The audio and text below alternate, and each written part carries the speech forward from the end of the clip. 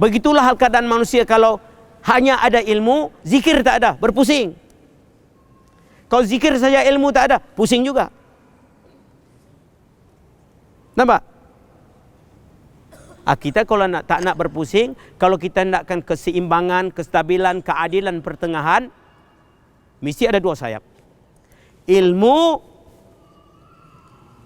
zikir. Zikir, mesti gabungkan. Apabila kita gabungkan dua ini, ilmu itu isyarat daripada akal, zikir itu isyarat daripada nakal. Dihubungkan dua itu, dua sayap. Apabila burung ada dua sayap, Allah, mana ranting, mana pokok, mana tempat, mana kawasan.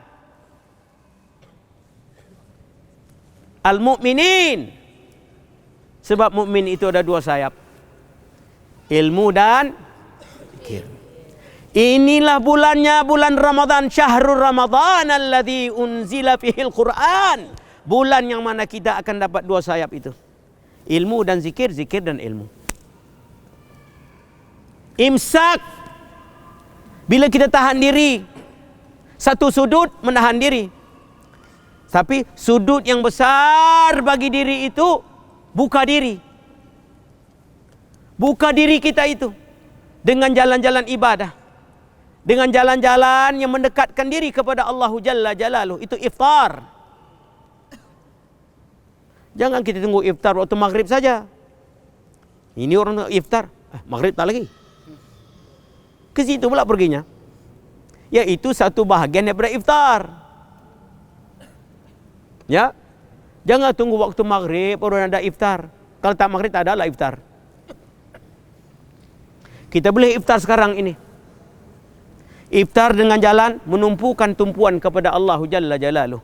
Dengan ingat hakikat tauhid tadi itu. La ilaha illallah ilahi anta maksudi. Wahai Tuhanku, Engkaulah maksudku, Engkaulah tujuanku, Engkaulah tumpuanku, Engkaulah qasadku, Engkaulah niatku, Engkaulah segala-galanya. Sebab hanya Engkaulah yang bersifat dengan ghani, yang kaya.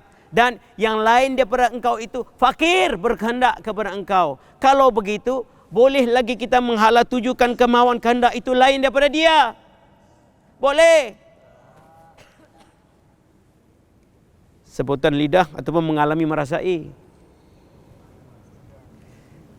Nah, itu kena periksa. Terkadang ilmu kita faham pada akal, tapi belum jadi pada hati perasaan itu.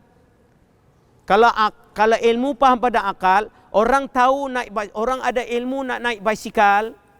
Kalau kita ajar cara naik basikal, kau naik basikal pegang steering begini, kayuh pedalnya begini, keseimbangan begini. Faham? Faham. Dia tahu naik basikal tak? Hanya dia tahu nak basikal pada akal. Tapi dia boleh tak boleh nak basikal? Kalau kita bagi basikal dengan dia,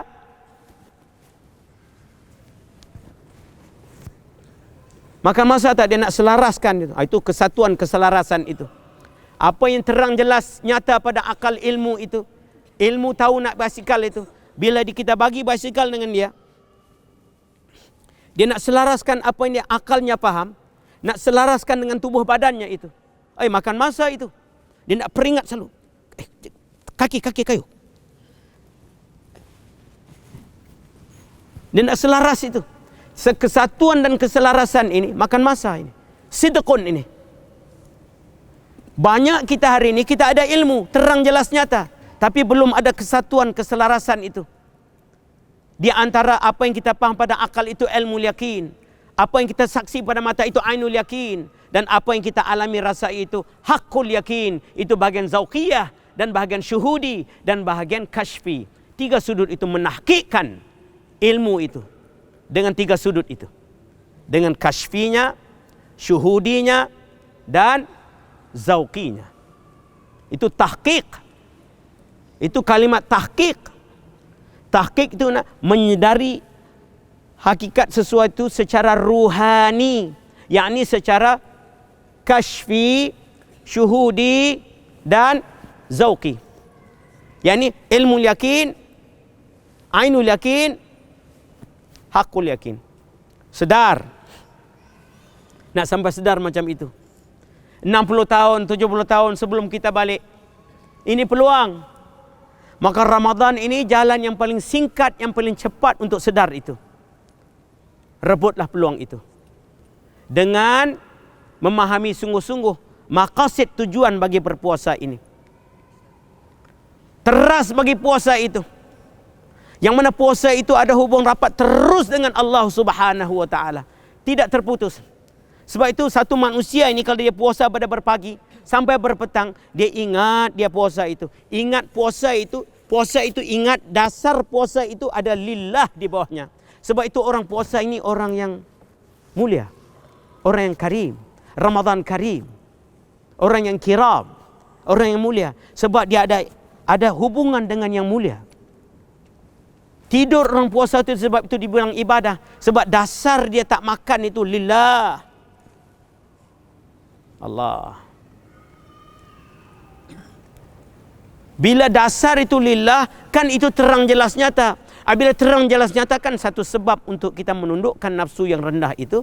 Terang jelas nyata. Dan terang jelas nyata itu ada hubung kait dengan niat yang terang jelas nyata itu. Maka puasa, bila kita puasa dia terus bawa kita ke situ. Allah. Sebab itu puasa ini mulia. Sebab itu puasa ini dia terus menundukkan diri yang rendah itu.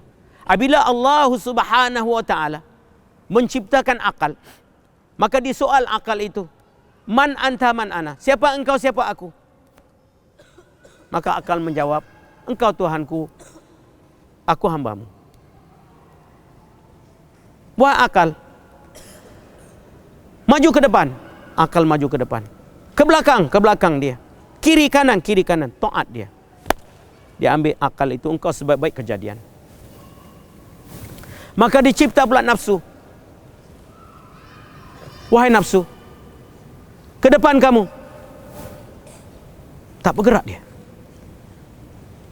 Ke kiri. Kanan. Tak bergerak. Siapa kamu, siapa aku?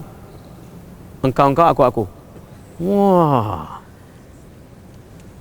Ini sifatnya nafsu. Sifatnya diri yang rendah tadi, ammaratun bisu. Inna nafsa la ammaratun bisu itu sifatnya yang unggul itu. Engkau, aku. Ini zaman sekarang ini. Zaman individual, zaman individualism, zaman self-centered. Zaman yang mana manusia itu memusatkan hanya aku. Hantu paku.